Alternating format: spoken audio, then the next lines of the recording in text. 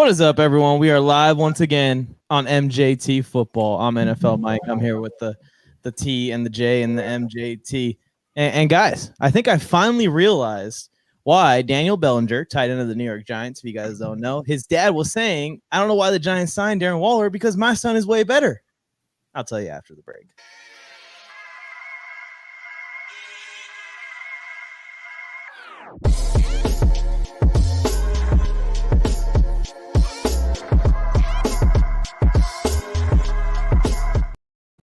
It's because clearly Daniel Bellinger's dad knew something that we didn't know. Dude's been in the gym. Oh, yeah, he has. Been in the gym, working hard. Look at this transformation. That was taken in week 18, by the way, the picture on the left. And this is just a few months later. Daniel Bellinger, he's working hard. I'm sure that he's not going to get tested by the NFL anytime soon. Jesus. Okay, the only defense, gentlemen, is that he's not flexed, right? So you could see he's muscular and ripped, and there's definition there. And there's a difference between a straight arm and having it locked up. But give me a break, bro. He looks like an action figure. There's less definition and sculpting in like animated Ninja Turtles. Like that's not man-made. That is WWF style getting jacked for SummerSlam or whatever they call it. Maybe he got the shoulder pads put in to his actual shoulders. That's what I was about to bring up too. That's the most suspicious part of this photo is the fact that his shoulders are now the size of the shoulder pads from last season. He's going to need to go up a few sizes. Okay, somebody's going to have to help me with this, but there was a rapper who got like a $10 million diamond implanted in the middle of his head. He did at some point, somebody obviously ripped it out of his forehead, but he had it like surgically implanted into his forehead. Maybe Daniel Bellinger was like, shit, I'm so into ball. I'm getting shoulder pads placed right in here. Like it's just built in metal or something. Like, Joe sent me that photo and I was like, there is no way that this is legit just grinding in the gym. Wait, I'll be shocked. Darren Waller walked in the tight end room and was like, yeah, I'm out. See you guys later. Maybe this is the difference between Las Vegas and New York that Darren Waller was talking about. Maybe we haven't seen the updated pictures of Waller yet, and Waller's going to look like this too. Can we see Danny Dimes like this? So why does Darren Waller need more tattoos to cover up his arm? How did his arm spread his tattoos apart? So really, the only difference in these two pictures is the visor, right? Yeah, that's it. And what else? And now he's got the crimson chin. When they take off the helmet, you're gonna see that big old thing sticking out now. Yeah, good for him. Like, who was the guy? Brian Cushing's, the guy who used to get popped for the Texans. Yeah. Oh yeah. He kind of was just cool with it at a certain point. Whatever. Anyways, we got the guy from the program, Tony from the old movie, The Program, and they just get done with double days, and he's still in the gym while everybody else is tired. He's like, yeah. Yeah, totally. Yeah. I mean, we don't hope anything bad on people. It's just that's crazy. That's a big transformation in 6 months. And we're not alleging anything. We're just reacting as we react to other things in the NFL news. It's just 1,000%. I'm not saying it, and you guys know how my stance on this. I would be. If they're down to put it in their body, then I'm fine with it. Thank you, Lil Uzi. Lil Uzi's the one who put the diamond in his forehead. Thank you, Zero. I knew I could count on somebody young from this chat to help me out. I was going to say it out loud, but I didn't want to sound like an idiot. Isn't it like Lil Uzi Vert? Isn't that how he says his like the full MC name? Anyways, Mike, start the show. We've wasted 8 minutes talking about speculating about the bulk of Daniel. Because in 6 months, I want to be like that. Yeah. If you're listening to the audio version of this show, you have to come to YouTube to watch this part of the show. Exactly. Yeah. Sorry for confusing you guys listening to the audio version. But yeah, let's get into the show. This is MJT Football YouTube channel, and we talk about random stuff like that. But today we got a loaded show for y'all. We're going to be talking about Tyreek Hill's lofty goals for next season. We're going to be talking about the Washington Commanders and what's going on there. It's not getting any better than it was last time we talked about him. Dalvin Cook was released. I've got a QB quiz that I'm going to try and test these old farts with. And we have a top 4 2023 breakout player candidates that we each made. And we went ahead and we made the pool as big as all the players in the entire NFL. So it's not just quarterbacks. It's not just receivers. We want to have very different lists this week. So we opened it up to the entire league. Let's get into it. Let's start off with the first topic here. We talk about Tyreek Hill and his goal for 2023. His goal isn't to win the Super Bowl. His goal isn't to get Tua in the MVP conversation or establish as a quarterback. His goal, he said on his podcast, is to hit 2,000-yard receiving. That sounds crazy to a lot of people, so I'm pretty sure almost impossible to do. But Tyreek Hill was on track for it last season before Tua started to deal with some of the injuries that he dealt with.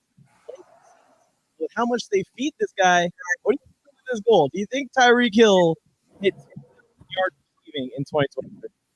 Go ahead, Tony. I'll just lead us off here. Make sure you're not twisting your mic cord or something because the microphone was cutting out a little bit in and out. But as far as can somebody get 2K, somebody will. Like in the next couple of years, just the way the NFL is going, the way they're throwing the football around. Some of these games, like I've been rewatching some of these games, it looks like 7-on-7 out there. They're just having fun, little sandlot. Pass rushers are dropping into coverage because the teams are like, well, we're not going to get there. The release time is 1.9 seconds. We got to give these guys a break once in a while, so we'll just drop them into a lane and see if they can muddy some stuff up. Can Tyreek Hill break 2K? Here's why I don't think so, because he plays with Jalen Waddle.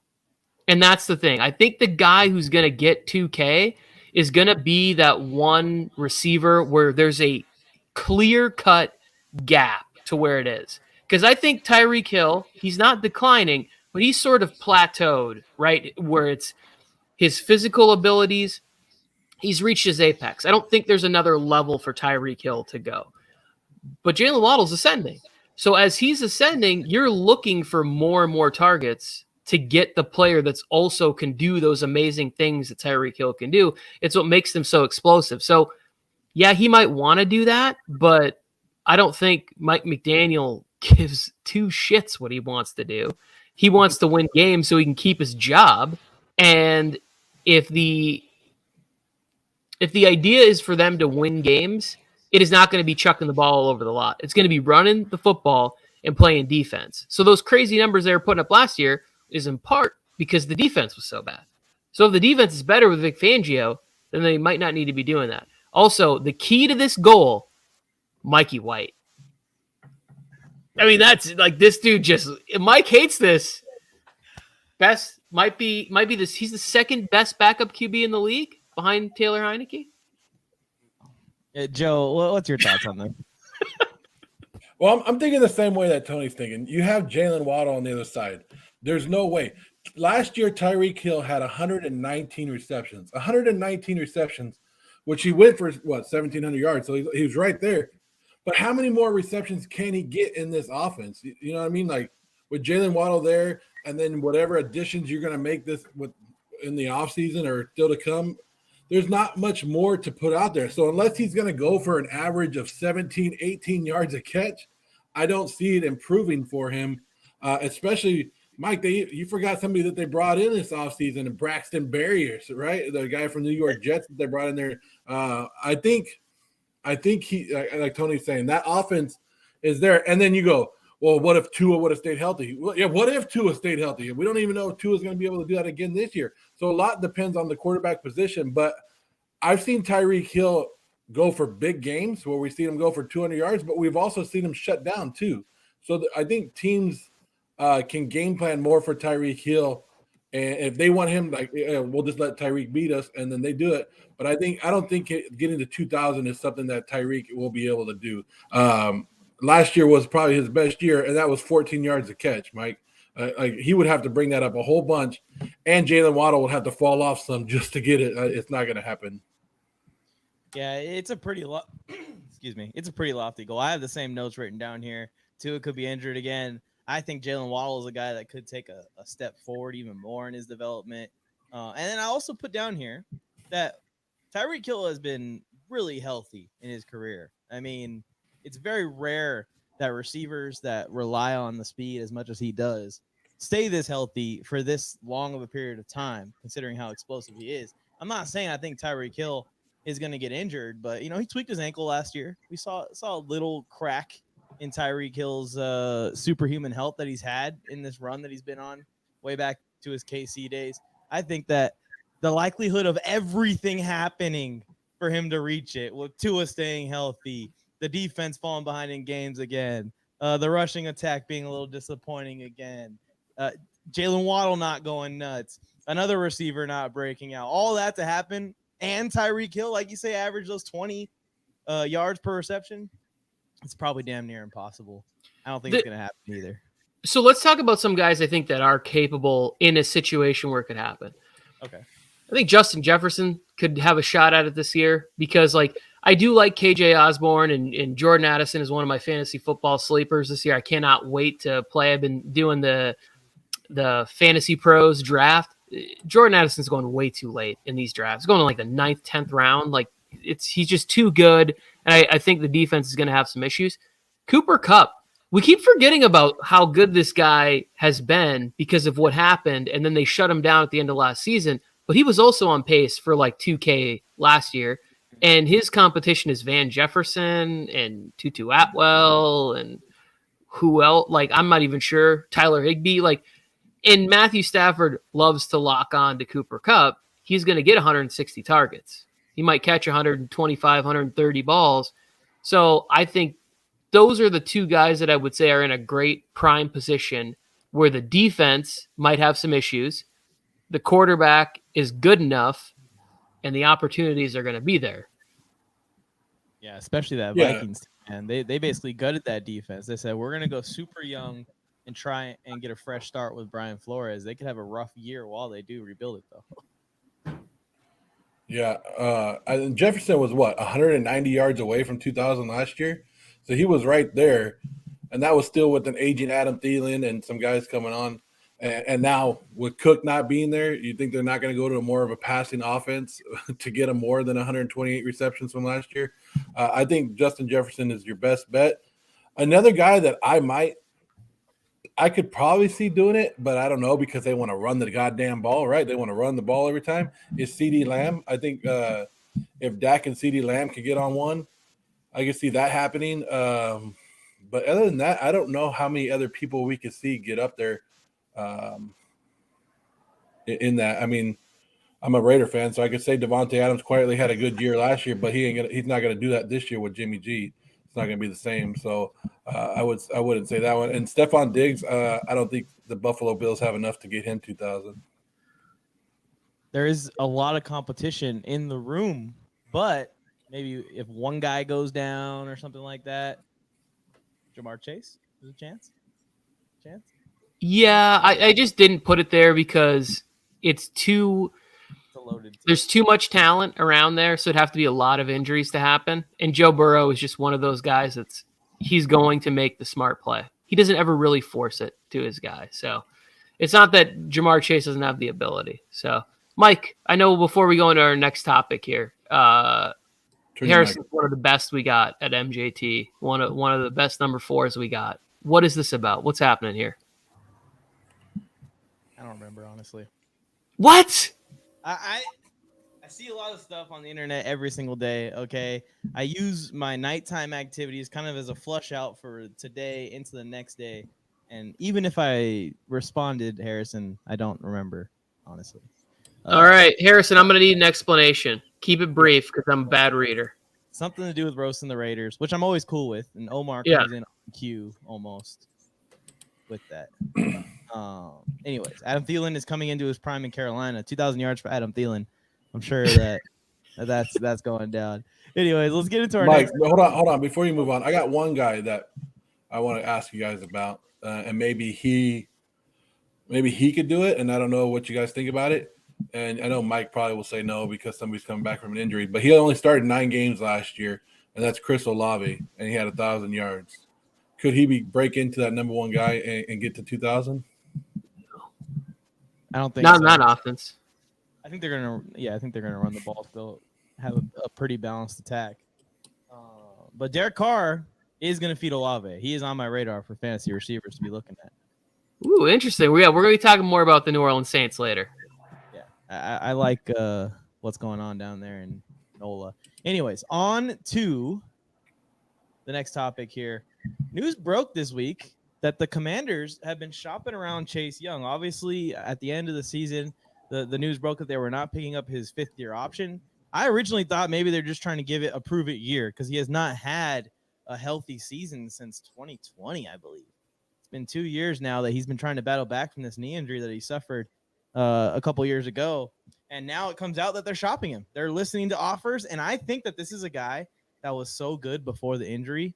Some teams will take a chance on him, and some teams aren't going to pay this crazy price for him, but they'll take a shot and say, if this guy's really good, we'll give him an extension. Any thoughts on Chase Young possibly hitting the trade market and any teams that you guys like to see go after him specifically? Tony, I'll let you go first again. I think this would be really stupid by Washington. If you were going to trade him, why wouldn't you trade him pre-draft to get that player on your roster this year? Like, this coaching staff needs production right now, and I'm a lot higher on the Commanders than a lot of people. Like, I just keep looking at this roster, and I'm like, this roster has a ton of talent and a pretty nice schedule layout. If Sam Howell can just be a top 16 quarterback, the defense will do the rest. Like, this team, Washington team, could easily win 10 games this year. And I know people are like, well, they could be in the Caleb. No, their defense is good enough, or like at least on paper, has the players with all those guys they have up front.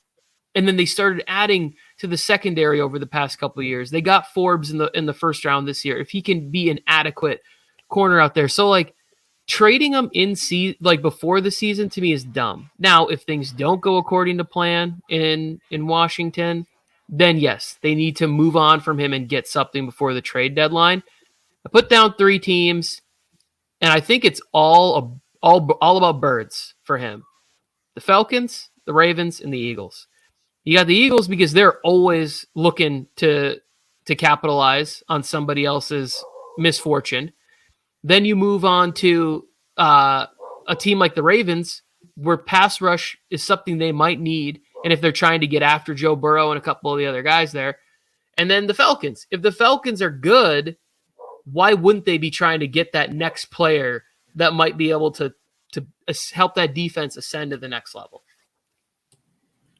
Yeah, I'm with you though, Tony, on the thoughts of what is Washington doing here. I see the Washington fans in the comment section because I made a video about this a couple days ago, and they were saying, like, we have Jonathan Allen, we have Montez Sweat, we got to pay these guys, we got to keep them in town. And I'm like, well, really, like, what are you saving the money for by getting rid of Chase Young? For who? For what? They don't have an identified quarterback. Their running back is years away from needing a contract. They don't have, like, Emmanuel Forbes just got drafted, is going to be their CB1 of the future, they hope. Like, where's the money going to go anyways? Why wouldn't they, hold on to Chase Young, like Tony's saying, at least until the trade deadline and see if he still got it and possibly get him an extension heading into next season? You want that guy on the edge going crazy. No disrespect to Jonathan Allen. I think he's a beast, and he can move outside and play inside, and he's one of the best in the league at what he does. I'd rather have the guy on the edge than the guy on the inside as my strength, unless you have someone that is like a game wrecker, like an Aaron Donald or a Quinnen Williams. Yeah, but if you're the Washington Commanders and you have Sweat, you have Payne, you have Jonathan Allen, and you have Chase Young all at 100%, then your defensive line is going to wreak some havoc. But the thing is, Chase Young hasn't been 100% in 2 years. He had that great rookie year, and we all saw what he did with 7.5 sacks, and he was going for it. But in the last 2 years, the last 2 seasons, we've only seen him play 12 games. He has 9.5 career sacks. His agent doesn't give a damn about his injuries, right? His agent sees the potential, and it's basically, in my mind, it's the Jadeveon Clowney thing all over again. Came in with hype. We all thought he was going to do it. Injuries has derailed him. Now he's going to come up for a big contract because he's going into his 4th year. So you don't think Washington's talking to him and he's like, hey, I don't give a damn about my injuries. Here's what I can. And they're looking around the league, and they just saw who's that guy? Minnesota signed Marcus Davenport for $13 million. And you don't think Chase Young is going, I'm better than him. So then you got to look around and you're like, well, what Draymond Jones get from Seattle this year? He got $17 million. So Chase Young is he's gonna probably want anywhere from $16 to $25 million a year. And you want to pay a guy who hasn't been on the field that long? Like a lot more people get criticized for missing less games than Chase Young and being called injury prone, and Chase Young hasn't been on the field. When on the field, he is a dominant and game changer. But until we see him on the field and worth it, of course Washington should be putting him on the block, at least seeing what they get. What if some team comes and overpays for him and goes, hey, we'll give you a first-round pick, or something dumb out there. I don't think any teams are that dumb, but somebody might be willing to overpay for him and then pay that money for him, and Washington moves on from him. I think every team has to do the same thing, and we're seeing it now. There's a trend going. Defensive ends and running backs, if you're in your contract year or around your contract year and you want to get paid, your team's going to shop you and see if somebody else is out there willing to pay you, because they feel that those two positions are interchangeable. So I think go ahead, Tony. I was just going to say, I think that defensive end is different than running back, because if you're a game changer, you're getting paid. They're not going to shop the Bosas and the Garretts and the Watts and like all those guys that are at the top. But if Omar has a good point in here that he thinks that Chase Young is the next Jadeveon Clowney, there is a market for guys like Ngakoue and Clowney to just sort of be like guns for hire on a year-by-year basis. And somebody will pay for, like, Ngakoue is going to get a contract, I would assume at some point, for like $8 or $9 million for one season from a team that's going to say like, hey, come in here and you're going to be a pass rusher. I went and looked at Chase Young's stats real quick because to me, it's more about like pressure is something we're starting to see a lot more of. Like your guy, Max Crosby, Joe, is like, he doesn't necessarily put up the crazy sack totals, but he is a monster at disturbing what the team is doing. And I think Chase Young is put up okay pressure numbers where it's like in that second year, if he doesn't get injured, he's through 9 games, he has 13 pressures. So let's say he played 8 healthy games there. If you double that over, it's still only going to be between 26 and 30 pressures, which doesn't bring him to like an elite tier, but that's only through the first 2 years. I just think not picking up the 5th-year option was always a mistake in my point, unless the doctor saw something where they're like, oh no, he'll never be the same after this knee injury. That's the part that doesn't make sense to me. What I was about to say is that they have time. They still have some time to figure out what they want to do. And I think it's fair to come to a player that hasn't played in 2 years and say, hey man, can we at least see you play? And once we see you play, if we get to week 6 and you've already got 6 sacks and a bunch of pressures and a couple of big plays, some swads, a strip sack here, a strip sack there. Okay, we're confident. We'll give it to you. We will extend you for the foreseeable future and keep this D-line the strength of our team. They have time to figure it out. They're shopping him so quickly. Some team might end up getting a young player, or like you said, Tony, a young injured player at a very cheap price. My favorite team was the Steelers, and Harrison brought it up earlier. I just like the fit and the culture fit and all that. Not that I'm a massive Chase Young fan coming out of college. I just think that the way he plays his play style of kind of just trying to wreck the game, it'll be a lot of fun in Pittsburgh there with TJ Watt. And it seems like a move that Mike Tomlin would make. Mike Tomlin obviously knows he can get the best out of every single player that hits his roster as long as he can keep them on the roster. See, and I think one of the issues with the NFL right now is we try to rush these players back too much, like from injuries. And we're expecting them to get back, and sometimes they come back too early. Then it hurts. They either re-injure the thing or they get another injury, because you all know every part of your body's connected. You hurt your foot, you start playing on an injured foot, it's going to move up to your knee, then it's going to move up to your hip. It's going to do all this stuff. I think our problem is we don't have patience. In the NFL, nobody has patience. We want get on the field, get back. Hey, when's he getting back on there? When's he getting back? It's just a foot injury. Why aren't you back out there? You know what I mean? and we push these guys back onto the field weeks before they're supposed to and not heal correctly. And then we get an issue like this where he's been fighting the same injury or multiple injuries for 2 years, and we're like, now it's time to pay you, and we already screwed you over because we rushed you back on the field. I think somehow, some way, the NFL needs to get back to letting these guys heal correctly. And we're hearing too many damn stories about injuries and the doctors and stuff pushing them back out there. I think this might be one of those where Chase Young just never got to heal correctly. You know, it won't be one of those situations. J.C. Jackson, baby, he's already doing field work.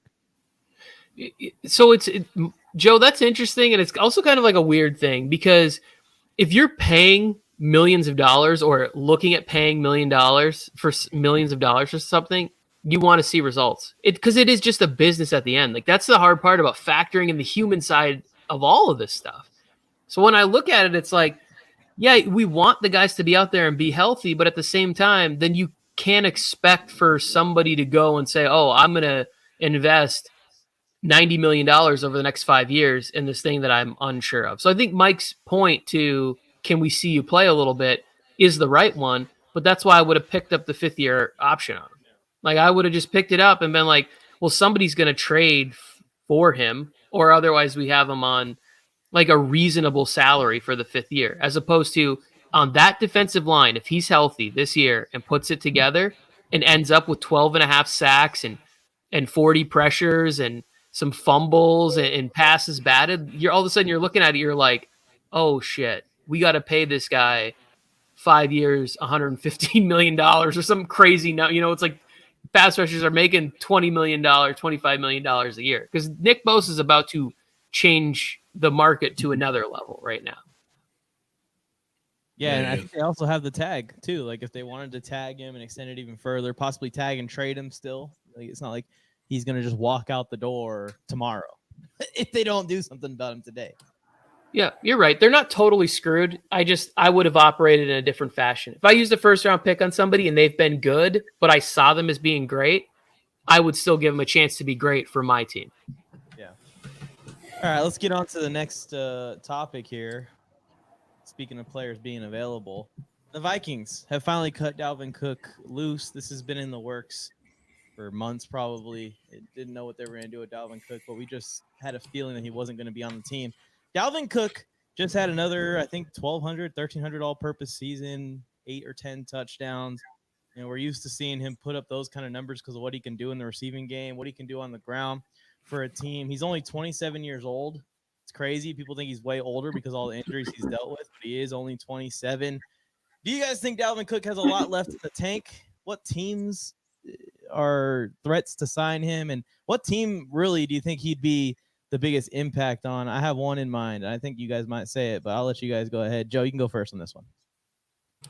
Well, you know, I like Dalvin Cook, and last year he was one of the guys that I was talking about up in fantasy football, and I don't understand what the hell the Minnesota Vikings are doing. I never understood this. Ever since they said we might trade him or cut him come June, I was like, what? Why? Like, yeah, he has his injury problem, but he's playing, and he's been on the field a lot, and he's doing great. I don't understand. I still don't understand why Minnesota gets rid of a guy like this. But whatever. Minnesota, you want to get rid of him? Here's a couple teams that I'm looking at. Maybe the Bears, the Jets, Cowboys, Dolphins. Maybe go play with his own brother, right, in Buffalo. The Rams are one of the teams. But I think the best fit for him going into next season is come on over to the AFC West and you play with the Denver Broncos. They're waiting for Javonte Williams to come back. But no, you go in there and you play with Sean Payton. You saw what Sean Payton has done with his running backs before. He's going to make you even better, and he's going to feed you the damn ball with Russell Wilson there. I think the Denver Broncos would be a great fit. They have the money. They can get him in there. And then while they're waiting for Javonte Williams to get healthy, they allow him to come back and play a little bit more behind Cook. I think Dalvin Cook to the Broncos, the second best one, I don't know if you guys want me to get into that one, would be the Chicago Bears. I think the Chicago Bears, if you want to stay in that division, they have the money and they could do it. So the Bears would have Foreman. They would have Khalil Herbert. They drafted Roschon Johnson from Texas, who might be the best running back on the team. And then they would also have Dalvin Cook. That's too much. You're going to tell me that you're going to be like Foreman or Dalvin Cook. Who you picking? No, I'm just saying, but they've already committed resources to it. It's not like they're both on the open market and you're going to pick one. Like they've already given Foreman some money. Now you got to give more money to that position. Ryan Pace is smarter than that. They got money for days over there. Print it up. So I think one of the things I'm learning about the Vikings, and I'm hearing a few more other shows that I listen to talk about it, is that the Vikings GM, and I looked up his name, I'm going to try and say it right, Kwesi Adolfo-Mensah, is an analytics guy. He likes numbers, and he's looking at a lot of this stuff and going like, here's the budget, here's what they are. We're following the trajectory of how many carries running backs have, where they start to go, what can we do, how does this benefit our team, bringing in analytics as far as building defense and offense. And if you look at the Vikings offense, it is at wide receiver position, they're like 5 deep of good players, not great players, but like you start looking at 4 and 5 of Jalen Reagor, who's a former first-round pick and has had some good moments. He needs to improve. And Jalen Naylor from Michigan State, like, and then you got Addison and KJ Osborne, who's flash. And Hawkinson, I forgot about it. They might want to throw the ball 50 times a game this year. Like that just might be the plan where it's like, hey, we're happy with Alexander Mattison. We drafted Ty Chandler last year. We got the kid, Dwayne McBride from UAB. Like we have enough running backs. We're going to run the football just fine, but we're throwing it with Kirk Cousins. That arm is going to fall off for whatever team he plays for next. So like, I look at this, I look at Dalvin Cook. Dalvin, do you want to win or do you want to get paid? Because if you want to win, you go to the Bengals. You go like Joe Mixon's there, so you're gonna be able to have a 2-headed backfield in that one. The other team I like is I think the Rams are going to be sneaky good as long as Matt Stafford can stay healthy this year. I think the defense is going to be a little bit bad, but if you could go there and share a backfield with Cam Akers, like I think Dalvin Cook's at that point in his career where maybe limiting him to sort of that early Alvin Kamara workload where you start looking at a guy who's going to touch the ball 16, 18 times a game as opposed to getting to 20 to 25 every game. That might be better in the long run for him. So I like the Rams and the Bengals. If you're just looking to like find out who has the most money, like who's just going to give me the biggest chunk of change to come there. And that might be a team like, I don't know, the Texans might like have that kind of cap space where they would say like, hey, come on down here, but you're not going to get a chance to win, but you might be able to make some more money. Yeah, I think that he's going to go to a contender. I think that's what he's going to do. This is actually Zero. Put this in the chat. He said, you see the guy on TikTok who thinks that there's 42 running backs better than Dalvin Cook? That was Theo Ash, and that was probably his worst take of his life, saying that there's 42 running backs better than Dalvin Cook. 42. I do. You guys were giving me a hard time last year because remember I said like there was a point in the season where I text you guys and I go, I think Dalvin Cook is cooked. Like I think that it wasn't good. And then he had the big game and the comeback. He had like big splash plays in that game against the Colts, and he had some other big games. But he's got that shoulder subluxation where it just pops out randomly, like it's just out, and he's wearing weird braces. At a certain point, you just take a beating at that position, and you start looking at like where's the hill for the other side. Like Zeke started to hit that a couple years ago, where we saw that it was like coming down the other way.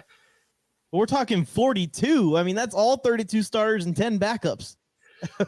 Let me just off the top of my head, let me see how many I could go real quick.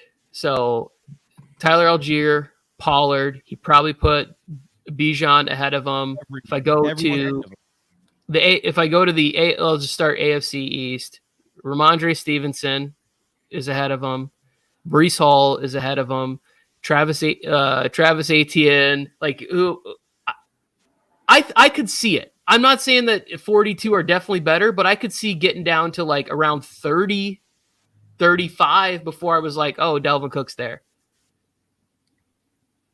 We'll see what happens. I think Miami would be a good spot for him. He could join a committee there. They run a lot of outside zone runs and stuff, and that's kind of what his specialty is to stretch the defense out. And then once he sees that crease, he just explodes into it. If he still has explosion, if he doesn't, then I guess it wouldn't work out. I think that he'd probably like living there too. A lot of people like living in Miami, Florida, I heard. Yeah. Isn't he from there? I think so, actually. Yeah, he went to Florida Yeah. State. Zero saying Cook runs weird and slow. That's the craziest part. Is in his prime when he was, less healthy than he was last season. The dude, he had some burst, like some scary burst, where he's standing in front of you 1 minute, and the next minute he's 4 or 5 yards away from you. He had the 6th most rushing yards last year. Yeah, I still think he's got juice left in the tank. I don't think that he's the 43rd best running back in the league. I still think he's a top 20 running back, personally. I think if you start to talk about the topic of who do you want long-term for your team's future, maybe we could stretch that out to 40 people. But he's not. Yeah, I'm not saying in that conversation because it's really these running backs are going to start getting 1-year deals after, there's like Tony Pollard, Saquon Barkley, Josh Jacobs, all these guys that are playing on franchise tags. Like I could see 2-year deals maybe where the team could cut them after one, like those type of things. But you're not going to get super long deals anymore. Yeah, well, the way a 27-year-old running back is talked about on the open market, which, by the way, if you're a young running back, 26, 27 is when your first contract's going to come to an end, especially if they tag you and extend it even further. These running backs are hitting the market, and they're viewed as washed and old players already. This is why I've been saying when running backs come out of the draft, there should be some rules on that position specifically to help fix this because it's getting kind of crazy. Maybe the running back contract when they come out is only 3 years versus 5 or 3 years with the tag or something, shorten them so that way these guys can hit the market when they're 25 and have a chance to actually make some money. I don't know what happened to Joe. That's been my argument, Mike, for a long time, where it's like at the next CBA, the running backs have to get together and even the middle linebackers, they got to say something. They got to say like, hey, we need to become free agents after 3 years. Bottom line. We're getting shafted. If you guys are going to tag us, you need to tag us within our contract so that way that we can start preparing for what we got to do to get out to the open market. All right, let's play this game that I have set up here. Hold on, Mike. Let me just throw a couple more stats out about Dalvin Cook. Last year, everybody, because you just said he was slow and everything, he had 5 carries for 20-plus yards, right? The league, and then he had 3 carries for 40-plus yards, which the league leader had 4 of them. So he was right there. He had the second longest run in the NFL last year of 81 yards that he broke it. The only one he had a better one was Josh Jacobs, 86 against Seattle. So Dalvin Cook, maybe Tony's right. He shouldn't be taking the 264 carries that he took last year. Maybe he can go to a team where he can cut that down to at least 200. Maybe that's it. Maybe not give him the workload. But I don't think he's washed up like some of these people are saying in the comments. He's going to make it to 30. Okay, I want to be clear about something. I'm not saying Dalvin Cook is garbage or washed or whatever. Like, he can't be effective in what it is. But this idea that we have of Dalvin Cook from like 2 years ago is not the same Dalvin Cook that we saw on a regular basis. And that's really what you need is like consistency in your performance. That's what we have to have that, like on the team. And as fans, that's what we love. Like you could have one game where you go for 200 yards, but if you have 3 weeks in a row where you have, under 80 combined total yards, like that's just not good. Now I want him to go team up with his brother in Buffalo. If he goes to the Chargers, let's be honest, he's going to be number one. Like that's how I roll. But he's a free agent right now. If he goes to the Chargers. All right, let's get into this game. So this is how the game works, right? There have been, I believe, 24 total 500-yard passing games in NFL history, and all 24 are listed on this sheet. And mostly you guys are going to have to do this because you're old and you know everything, and I know nothing, and I'm typing. But what we have to do is we have 5 minutes to name all 24 quarterbacks who have thrown for 500 yards in NFL history in the past. So here and does it count for Super Bowl performances too? I believe so. Actually, I don't think so because there would be a specific one on here within the last couple of years. Wouldn't there be a Nick Foles somewhere in here? Oh, so I'm going to get the teams too? So we have the hints of the team, the year, the number, and the amount of yards that they threw for. So this is not in order of year. This is in order of most yards. So the highest yards is the first one. all the way down to the last one, which was 502 yards. So we can just go straight off the top, right? Easily, you can go Joe Burrow's top, right there, Cincinnati, right? Yeah, that's kind of how this works. I would type Joe Burrow's name in, and then it would light up green on the thing. We have 5 minutes to complete the challenge, and I think once we get to like the last 5 guys, it's going to get really, really, really, really hard. We want you guys to help us in the chat. 5 minutes, every single 500-yard passer in a single game in NFL history. Here we go. I'll start us off with the bang. The best quarterback of all time, the best quarterback on this list, Dak Prescott. Matt Ryan. Our timer is already going. Yeah. Phillip Rivers. Oh, shoot. You're just going to go through and be able to just do them all, Joe? Well, I'm just going through the bottom right here, starting at the bottom where you started. Big Ben. That's Big Ben Roethlisberger. I just type in Ben. Who was Kansas City's starter in 2000? So I believe that's going to be either going to be Ben was on there 3 times. I didn't even know that. Drew Brees. Go ahead and put Drew Brees in there. I want to say that's potentially Trent Green or Elvis Gerbach in 2000 for the Chiefs. I was going to go Elvis Gerbach. I think that. But Trent Green, it might have been. Oh, it was Elvis. Okay, cool. Because Trent Green, after his injury, which would have been around that time. Derek Carr is on. Oh, Trent Green. No Trent Green. Okay, so the Giants, 1962, like Frank Gifford. Frank Gifford was a running back. I don't remember. I'm not going to get that one. Mike, go ahead and put Derek Carr. Derek Carr got one. Yeah, put Tony Romo. Maybe Chris Olave, 2,000 yards. Oh. Romo's in there for sure. New York Giants is going to be. Is that going to be? That has to be Manning, right? Eli Manning. 1962. Yeah. Well, in 2012, Eli threw that. There's a Warren Boone is on there. This is Sims, right? Eli Manning, Tom Brady. Yeah, that's Phil Sims. Put in Eli Manning. I know who the Rams one is. Matthew Stafford's on there. Yeah. Arizona Cardinals, 1996. I believe that's Jake Plummer. Well, yeah, it better be Jake Plummer. Jake Plummer. Yeah, you still got to put in Joe Burrow. Phil Rams 2019. You got Jared Goff. 2011, was that the Matt Castle year? No, it's Brady. It's number 12. Is it Brady? Yeah. Jared Goff. Well, that was that one game against KC, huh? We got to do Dan Marino. Dan Marino. Yeah. And then you got to do Jake Plummer. He put it in. It didn't go through. Oh, it didn't go through. So who else was down there? 1996 Cardinals. I wonder if it's somebody like David Craig or some. Oh, you didn't put Stafford in there, Mike. Matt Stafford.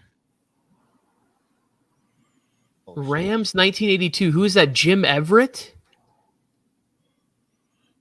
Who was Houston's quarterback? Is that going to be Matt Schaub? Who is that? 2012. 2012? That's got to be Matt Schaub. There's no way Matt Schaub threw that much. There's no way. Matt Schaub had some. Oh my God!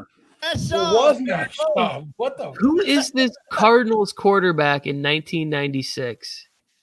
96. This should be you guys. Come on. I wasn't born yet. This doesn't count for me. 1996. Who played quarterback for the Rams in the 80s? Jim Everett. I was gonna say because him and Jim Rome went off on it as Chris Everett. Yeah. 14 for the Giants in the 60s. No, did Boomer play in the 60s? Boomer. This Arizona Cardinals one is killing me, and when they put the answer in there, I'm going to be upset. Omar, help us.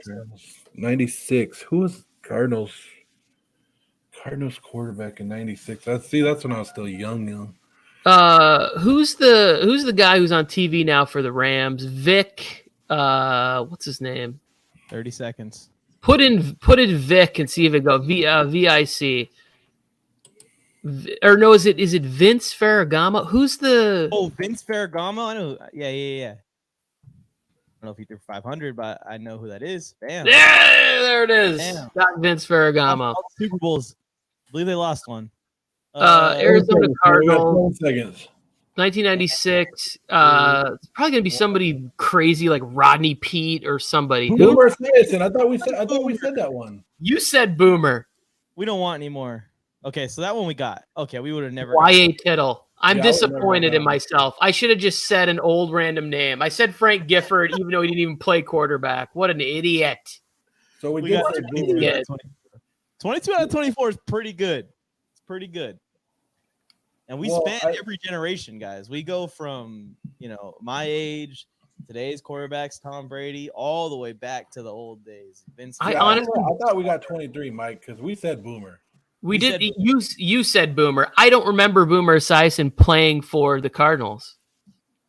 I don't either. So that counts. That must have been like one season.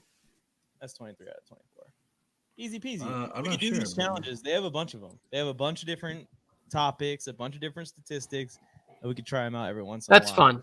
I like that. You got So a name. Boomer. I want to look it up. Now I want to see how many seasons he played down there. Next time, I want to compete with Joe. You got to go in order. So you got to go every other one. And if the person gets it wrong, then the other person gets a chance to put it in. And we just speed round all the way through. That's straight duel, So, right? so Boomer played one season with Arizona and then went back to Cincinnati for a season. So he was 35 years old when he played for Arizona. Yeah, I just don't remember. That was not a good year for Arizona. I can't imagine that was a good He year. went 3-5, it says. So yeah. Yeah. It wasn't. But he threw for 500. Okay, so he threw for it was a 500-yard game, right? Yep. Yeah. 500-yard games. He in threw there. for 2,293 yards that year. So So he in threw one for game, a fifth or a fourth of his entire season's passing yard total. Boomer was good. Like with the Bengals, he was good. But I don't remember anything with the Cardinals. Well, they went to one with him, didn't they? Went to what? Was Eisen on the team when they went and the Niners came back on him? I think Boomer played in the Super Bowl. Yeah, that was Icky Woods and Chris Collins. 1988. Yeah. Anyways, our last topic of the show, and then if we have time, we'll do a little Q&A at the end, y'all. Thank you guys so much for being in the chat. If you can help us out by liking the video and making sure you're subscribed to the channel with notifications on. Make sure you have those notifications on, whether you're watching the replay of this podcast, whether you're watching over on the audio version. Make sure that bell is set to on so that way you can be here next time we go live. All right, final topic is our 2023 breakout players. We each made a list of 4. I'm sure we'll have some honorable mentions for you as well. Tony, give us your top 2023 breakout candidates for the NFL season. Awesome. So I don't know if Harrison's still here, but my honorable mention was going to be Terrace Marshall from Carolina Panthers, because I think he's got a real opportunity having NFL experience and being, younger than DJ Chark and Adam Thielen. So he was going to be my honorable mention, was going to be Terrace Marshall.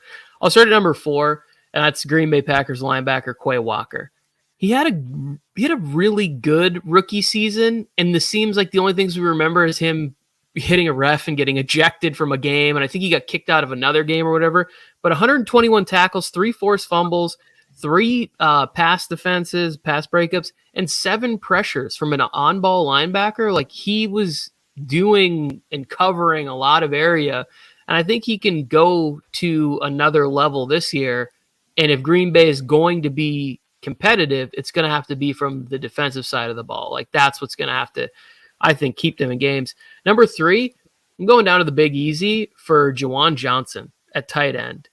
And the reason I like this one so much is if you look at the breakout season of Darren Waller in 2019, Derek Carr loved the big athletic seam tight ends over the middle, completions. You can see them. You know what's going to be there. So I think Juwan Johnson, who had 42 catches, 508 yards, and 7 touchdowns, this is my fantasy tight end this year, guys. So keep your hands off of him. Number 2, Jahan Dotson I think that Washington has a chance to win between 8 and 10 games this year. And if he's going to be the number 2, you're getting Scary Terry with a lot of the coverages and everything there. John Dotson, who had the surest hands from his draft class, did have a problem with drops last year, had 9 drops, but put up good numbers. I think they can go even better. If you can get that target count in a Eric Bieniemy offense up around 120, we could see him pushing for 1,000 yards. My number 1, and a lot of people bash this guy, so he had a bad year. I missed what he said. What did he say? Big, athletic, seamed tight ends. Is that what I said? Did I not break up my words properly? Anyways, a lot of people bashed on Trayvon Walker last year and said he didn't have a good year. He did have a good year. Like, he had a good, solid season. He had 21 pressures, 3.5 sacks, 5 tackles for loss. I think that this year he can not get to an elite level. Like, he's not going to join Bosa and Garrett and all of that stuff. But I just think athletically and understanding the NFL better with the way that he plays football, I think he can start to really be somebody that disrupts games and get more opportunities to rush the passer, because I think Jacksonville will have more leads in this game. So I could really see Trayvon Walker joining that conversation of top 10 pass rushers in the NFL. Like, he could make that leap. And I don't know if live up to the number 1 overall pick, but at least like make it so it, like last year, everybody was saying how much better Aiden Hutchinson was, and he was better. He put up better numbers and played better, but I don't think it was like a huge gap between those 2 players. So I think he closes that gap and can be in a conversation that's respectable for where he was drafted. I like it, and I'm going to need it too if my Jaguars projections that are about to be coming out when we do our division previews are going to come true. So go Trayvon Walker. I'm rooting for him as well. Yeah. Yeah. Joe, any reaction? No, I like that list. It's a good Okay. list. And with you taking the guy from Jacksonville, who did you say again? Trayvon Walker? No. Oh, my bad. The Dotson. When you took Dotson, I was thinking about Sam Howell as maybe as a breakout player. I didn't pick him, but that could have been. So that would work out great, because you might get 2 breakout players in one right there, just going with the Washington offense. And I like to shout out to NFL tight end / TikToker Jawan Johnson. Got to root for my / TikTokers that are in the league. Big, athletic, seamed. Yeah, big, athletic, and seamed. And then I think he just paused it because you said big, athletic, tight end. I don't know what I said. I was trying to keep it, but it did throw me off when I saw the comment in there. I was like, wait, did I say something ridiculous? But what I meant was he's big, athletic, and he can work the seam on a football field. Just say you like tight ends. And he has and I like tight ends. I do. Currently working on mine right now for Hawaii. Lots of squats over here. A lot of squats. I like the Quay Walker pick also. I think there's just a lot of opportunity throughout the entire roster in Green Bay for some guys to break out. Anyways, I'll give mine next. I'll go ahead and give mine next. For honorable mentions, I went Treylon Burks, John Mechie in Houston, and KJ Hamler. Those are my honorable mentions. But my number 4 spot I gave to the Ravens tight end, Isaiah Likely, who I think could start to have a little bit more of a breakout, get a bigger role in this offense. I love Mark Andrews. I still think Mark Andrews is a beast. I believe Mark Andrews is only like 26 or 27. Like, Mark Andrews is still in his prime. But Isaiah Likely, whenever he's on the football field and he's getting targeted, he just does something that stands out. And he's just this big, he could do it all tight end. I think that his role can grow a little bit more in this offense. And I think that as Baltimore is publicly basically saying, hey, we're going to throw the ball a bunch more. I don't think what they mean is they're going to stand in an empty set and throw the ball a lot more. I think we're going to see a lot more play actions out of those double tight end sets, a lot more of those play actions out of those formations that we've typically seen out of the Ravens in previous years. Maybe we see a little bit more passing next year. My number 3 spot, and I think that this is almost a lock to break out as long as he doesn't get hurt, is the Eagles linebacker Nakobe Dean. It's just the scenario that he's in, the role that he's taking over for the guys that were all pros last year in this defense, and the guys that he has around him. It is going to be impossible for Nakobe Dean to fail if healthy, in my opinion. At number 2, I actually have Kenny Pickett. And the reason that I have him at number 2 is because I was fighting not putting George Pickens and Pat Freiermuth on this list. So how can I get them on this list? Put their quarterback on this list. I also think that he has the perfect staff behind him to just continue improving him and continuing to improve his mindset more than anything. In college, my biggest worry with Kenny Pickett was a lot with like Zach Wilson. This dude was just playing like a maniac at Pitt. Yeah, very good, balling out on those other, college athletes. But once you get to the NFL, that doesn't necessarily work. We saw the interceptions early in his first couple of starts, and then Mike Tomlin and that coaching staff were able to reel him in, and he put together some good football down the stretch of last season. I also think that Pittsburgh O-line is just going to get better and better because they can't be any worse than they've been in previous years. That'll help Kenny Pickett out a lot. And then at number 1, maybe you could say this player already broke out because we all know his name, but I don't say his name enough, and I want to say his name more. Ramondre Stevenson's going to have 1,800 yards this year. Just saying it. Welcome to the Ramondre Stevenson Show. 1,800 yards. Yeah. I mean, he broke out. Everybody knows his name, and they know what he did last year. But you could say he could break out really good this year. Yeah, like you could say that he's going to be that household name that everybody wants and everybody knows about.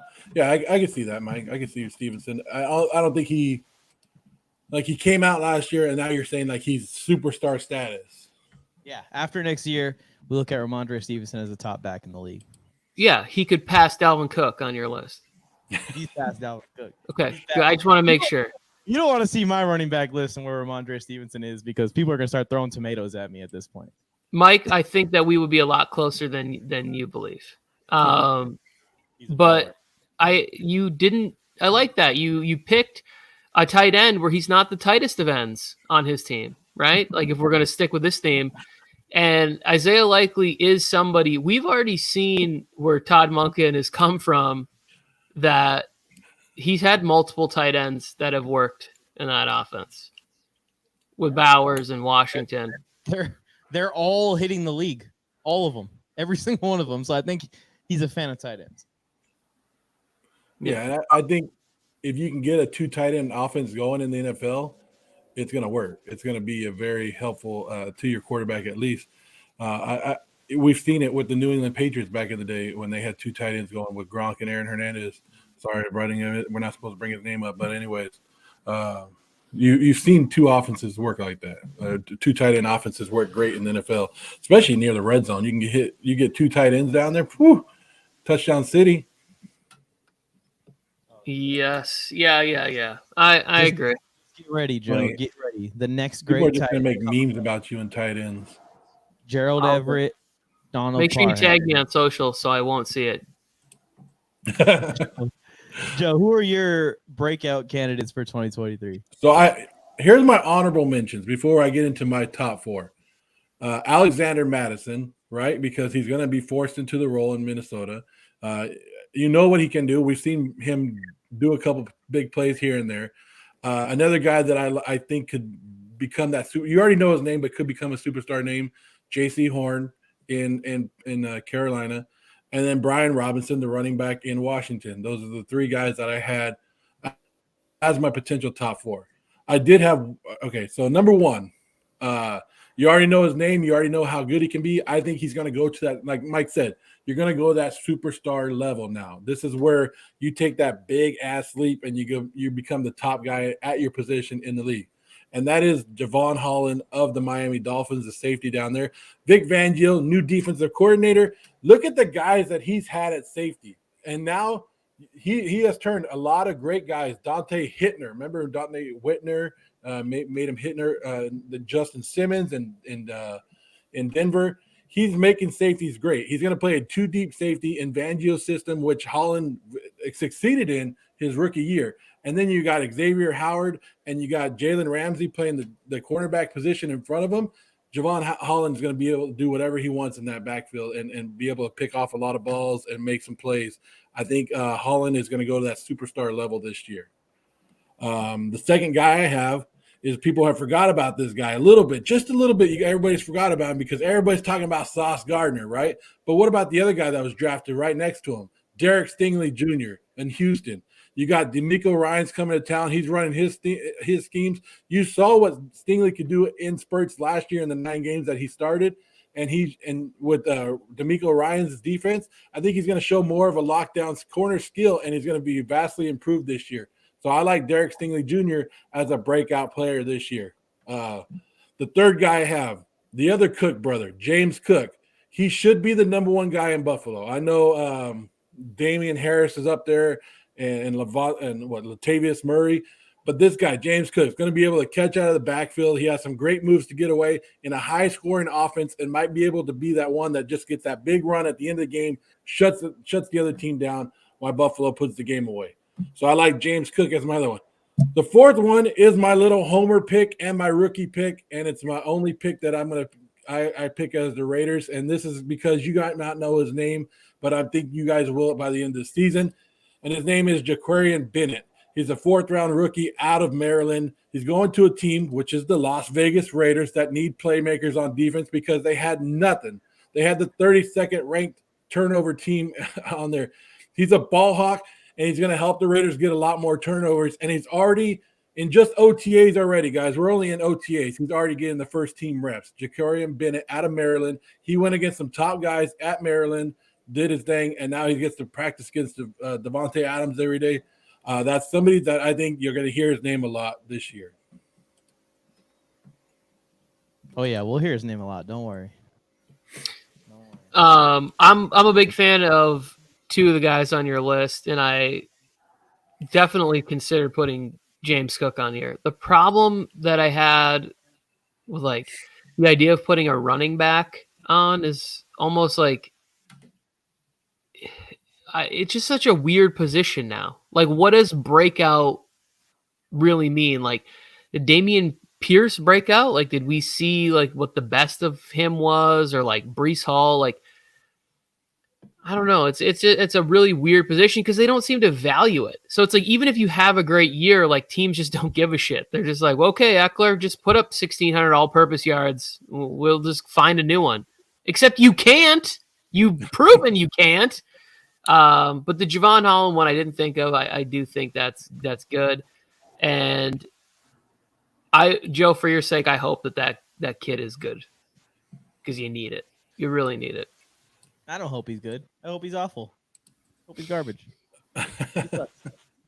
Well, and I think if it's just my little homer pick, and I got to go with it just a little bit. But I always hype up. I wanted to find a rookie that I could like, and I do more research on the Raiders than I do of any other team. So why not pick somebody with one of the top 4 picks that I have? Who'd your homer pick be, Tony? The Chargers breakout player. My homer pick be, I think it would probably be Alohi Gilman. Like, I like it. Yeah, I just think that he's got a lot of opportunity, right? If he gets that starting safety role, and he's going to get to play deep safety. If the pass rush is healthy, he has a chance to get some interceptions. He's also kind of sneaky good playing up at the line of scrimmage. So I would put him in there. 0, it's 4. You got to pick 4, bud. That's 0. I like the Jordan Love one. I think people are sleeping on Jordan Love. I don't think he's going to be as bad as what people make him out to be. List your guys in the comments. Omar, he already broke out. Come on, he's already there. Yeah, I agree with that. I think Ufongo's already become. He's right there. Partially because of like his family and stuff, but also when he gets to primetime games and you get somebody like Collinsworth who just loves to gush over people, they bring him to another level. Omar, I was going to go Michael Mayer, the tight end for the Raiders, but I think people already know his name a lot and they already expect more from him. So I wanted to go with somebody that's not known and as a breakout. A guy that's going to be a edge of Pro Bowl interior defensive lineman by the end of the next 2 seasons. Otito Abonia, Joe. That's someone that you're going to get to know. All right. And Aiden O'Donnell or O'Connell, or the fuck his name is, get to know as well. Aiden O'Connell?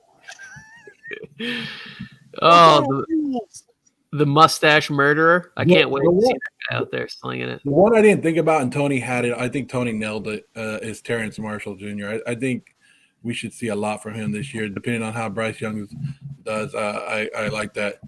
But I think that was a good one, too. I think that was actually a real good one.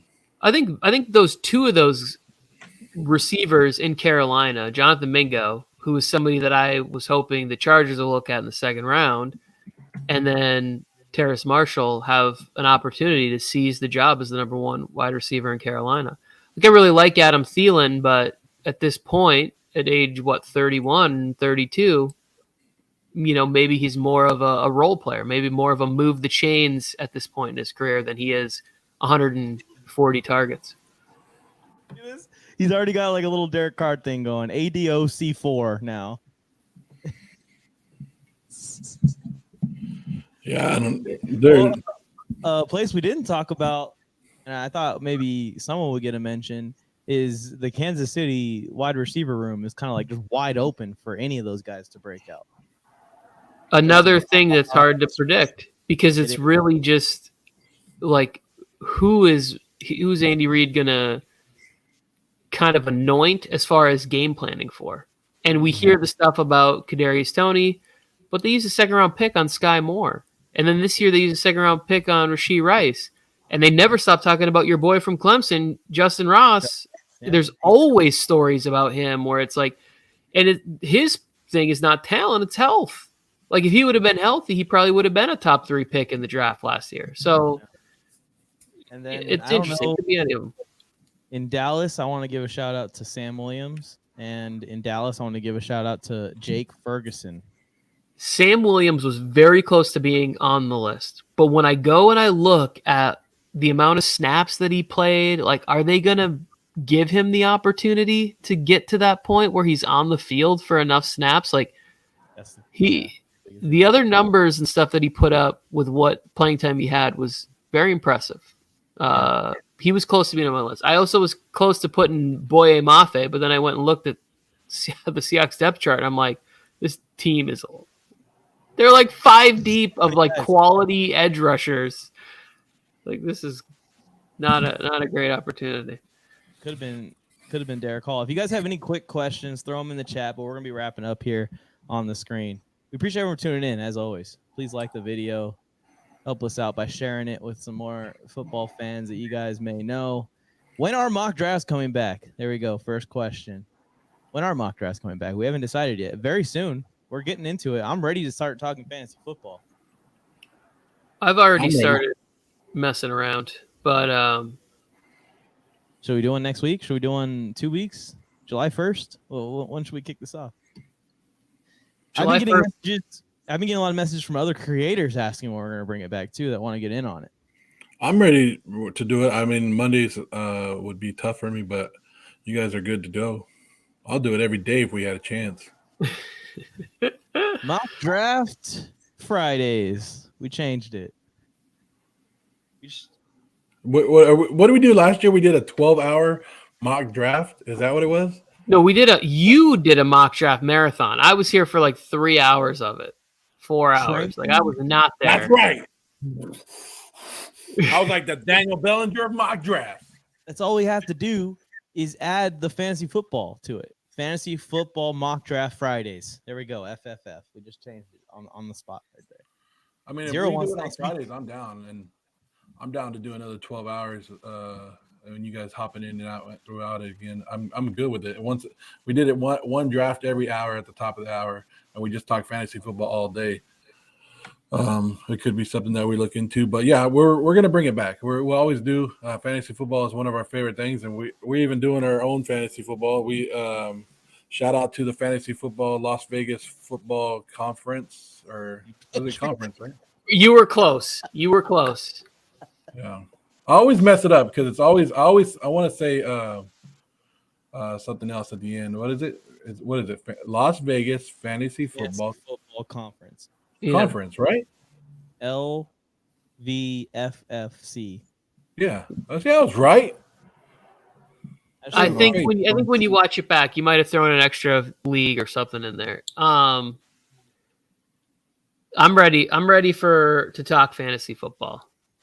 Because there's a lot of stuff that I'm seeing as far as like where the ADP is on certain players, And maybe it has to do with the fact that they don't have teams, or that Alvin Kamara his ADP is super low because they don't know if there's a suspension coming or not. But like if you were drafting right now and Alvin Kamara in these leagues is going in the 6th round,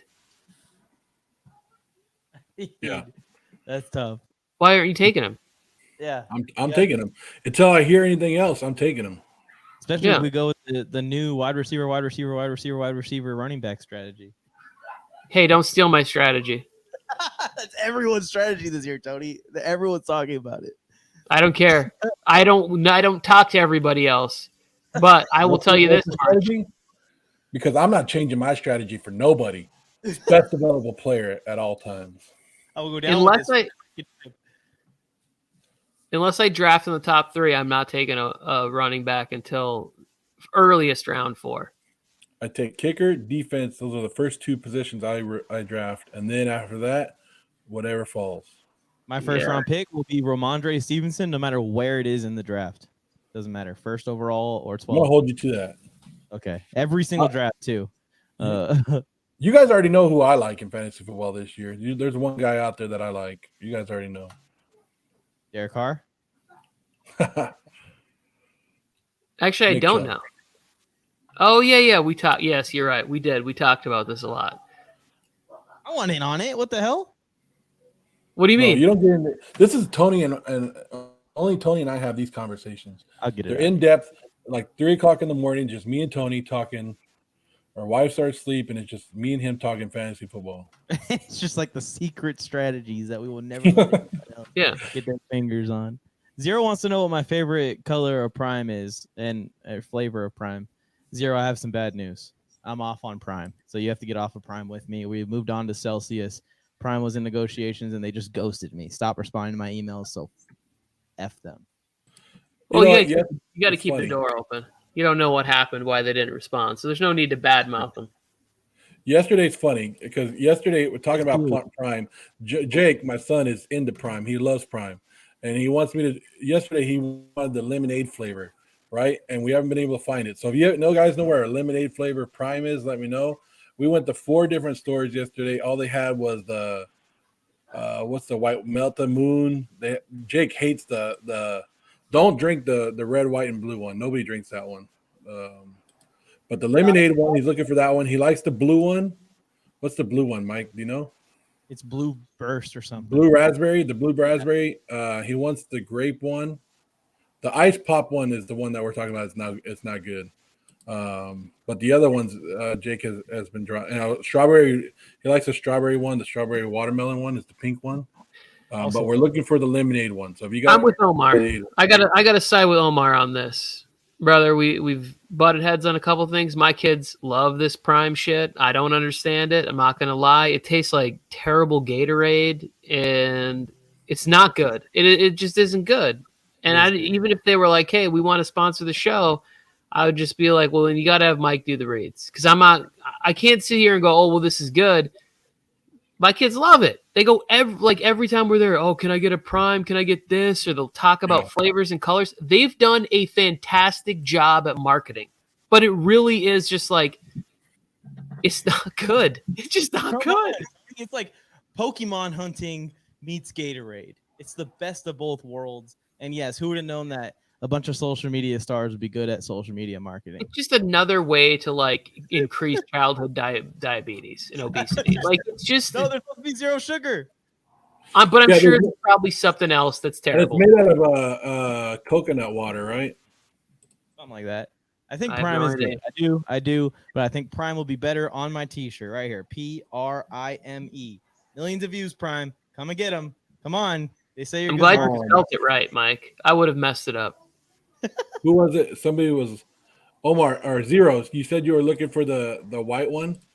Look, this is when we went out yesterday, and Jake had to send this to his mom to show him that they didn't have the yellow one. It's all white ones. That one's good too, though. Why didn't you grab that one? Well, because he's already had it. He's looking for ones he hasn't had. When I came home from the Super Bowl, my wife knew I've been trying to get this sponsorship for a long time. When I came to the Airbnb from the Super Bowl, My wife found like a bunch at a 7-Eleven or something, and she just like lined them up along the fridge. So when I opened it, it's an empty fridge because it's an Airbnb. It's just all Prime, just a fridge full of Prime. I was like, where did you see that there's a controversy about Prime? That because Logan Paul and the Paul brothers own it, right? They're the ones, them and I. Did you see that every time that Logan promotes it, he actually does not drink it? What? So there's like, even like when he's wrestling in WWE, he'll go like this and he'll like throw the rest of the bottle. He'll just go like this. And then the ones that he's done like on his own show, every time he goes to drink it, you could tell the bottle's empty and he's not really drinking it. Maybe because he already drank it all. Maybe. Or he doesn't like his own product. That could be it. And that is why we are going to Celsius, everybody. Celsius to the moon. What the hell? I've not seen or heard anything about Celsius, so they got some work to do. It's coming. It's coming. They're just going to start off by sponsoring TikTokers named Mike. So hang on a second. You're telling me right now that I've spent like $1,500 on flavored water for my kids, essentially? $1,500 on Prime? I don't know. I'm exaggerating. This is hyperbole for the show, Mike. But what I'm saying is I've spent a ton of money on these drinks for my kids. They love it, and I don't get it. They talk about it with their friends, or they'll be excited for new flavors like Joe was saying. They get it, but for me, I'm like, I don't understand. I just don't understand it. I don't understand. It's all marketing to me. You know what I did see when I was at the store the other day? I went to grab my wife some ginger ale at the counter. There was a Mr. Beast bar called D's Nuts. Yeah. And I'm on a diet right now. And I was like, I just want to try it because it's hilarious. Like, I just want to support it. Like, just buy it and give it away. Like, he made a candy bar and called it D's Nuts. That's hilarious. Yeah, and Zero's in the chat here. It's Logan Paul and KSI, not Jake Paul. Yes, it is not Jake Paul. Jake Paul's drink, which he launched, is Celsius, and he is competing with his brother. Logan Paul's a scammer. Jake Paul's not. Is this what you're talking about, Mike? That's exactly what I'm talking about, Joe. That's a really good one, too. You should try it real quick. And it's flavored so I've water. never tried these. Really good. No, it's we have a fridge. We have a fridge full of these. I don't know how. We just got them. Jake just brought it up to me. What's up, Jake? Say what's up. Hi. Jake, so you want me to try this? This is peach mango green tea. It's good. Non-carbonated. Trust me. Oh, it burns body fat, and I got a lot of that. Jake, I have a question. Watch Joe melt away. This would be a great bit if Joe drinks it, and then all of a sudden we replace him with a much thinner man. It's like Celsius. And then I look like Eddie Murphy off the Nutty Professor. I'm like, oh, spandex. All right, You're gonna love it. This is your first one? It's not bad. That's what I'm saying. Did you guys see his face? It's not bad. Well, I'm not a big mango kind of guy, so it has a big mango flavor. So if you're a big mango, it's good. I'm not a big.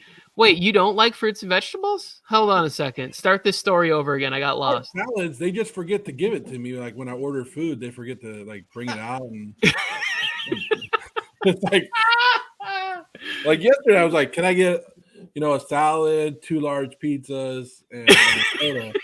And they brought wedges instead of a salad. I'm like, what is this? They just brought the little peppers. They just brought you a breadstick salad. It's because it's peach, mango, and green tea. So you're getting all 3 of those flavors in one. That's good. Mike, I hope you cut this up and you make a promo out of it. I should. I'm not drinking this for no damn give reason. Me some more luck with any drink brand, but I only tried the orange one. So I guess like I'm being a little hard on Prime. It just more so annoys me with how obsessed my kids are with it. Because I like soda water. I drink one of those every night with dinner, like flavored soda water, bubbly or whatever. Mike, you tricked me. What? This is a dietary supplement drink. I didn't know that. You're putting good stuff into my body now? I didn't know that. I do. Is Jake still there? Is Jake still there or no? No. I want to know what qualities it has to make it like a fat burning water. Like, I've not heard of that. It says drinking Celsius prior to fitness. So before you work out, Tony, it activates, is proven to give you more energy, acceleration, metabolism, and burn fat and calories.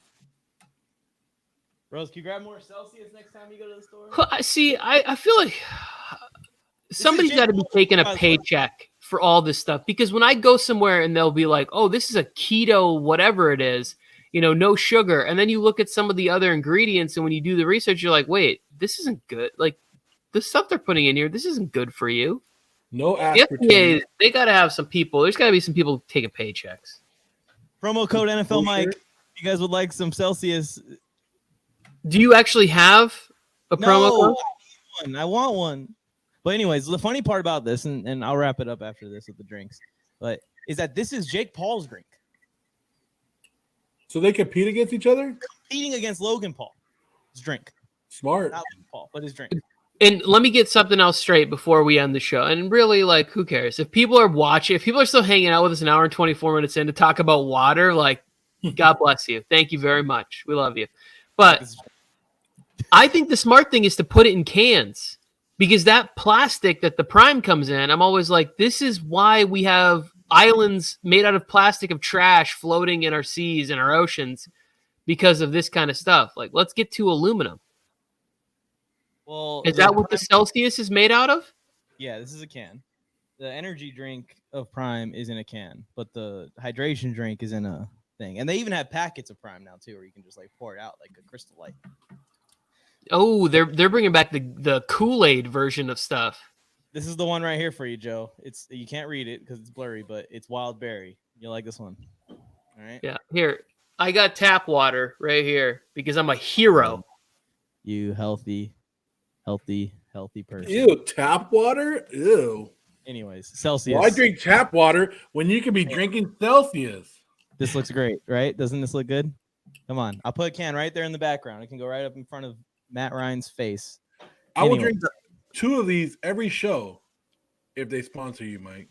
That is genius. I was going to ask you to ask Jake if they ever sponsor me and I'm able to get in contact with the right people to make it happen. Would Jake ditch Prime for Celsius like me? Would he join in on the movement? I'm sure he would. Because also Jake's not loyal to anything. Jake will be watching a basketball game and halfway through switch his team when they're winning. So okay, there we go. So this will work out. Go Nuggets in that situation. I like it. It was just crazy that you brought it up, and I'm like, we've had a whole case of them, never touched them. And now you're like, wow, I'm gonna drink these things more often, every morning on the way to work or something, right? Yeah, I'm gonna drink it every morning, and you should too. I'm just saying, Logan Paul, scammer. Jake Paul, boxer. I'll support the boxer. I'm going to go. You know what I'm going to do for you, Mike? I'm going to get a before and after photo. This is before I started drinking Celsius, and this is what I look like now from drinking. And if we have to reverse the photos, we will. Like, we'll just do whatever it takes to make it look good. Oh, no, I'll get you a photo from a couple months ago. It'll be just fine. There you go. There you go. Another photo of me that we could use, too, of like, look at this transformation. Yeah. Not only is he skinnier, he's younger. That should be a part of my ad promo that I do. Yeah. Just completely lie. Anyways, everyone, thank you for tuning in to this week. We just went straight off topic. See, we just wasted about 20 minutes of your guys' time. I hope you guys enjoyed it. If you're still tuned in, please like the video. Helps us out a lot. We're going to be posting clips throughout the week, I'm sure. So check those out as well. They might be from this live, but it's still fun to go back and relive the great moments that happen on this show every time we go on. Tony, anything else to close before we go? No, I got to go get my workout in, so let's end this. Tony, this is clinically proven to be a dietary supplement, and we're clinically proven to be insane. Zero I love it. I love it. Logan Paul's a wrestler. No, he's a scammer who wrestles. Joe, you got anything before we get out of here? No, that's all I got to do. Reno, I went to Reno for the week. If anybody works in the casinos over there and you want to get my money back, please, because I lost the shit. Just don't go to Reno, y'all. If you're going to make the trip, go all the way to Vegas. Don't go to Reno. All right, we'll see you guys next time. We're out here to talk some more football.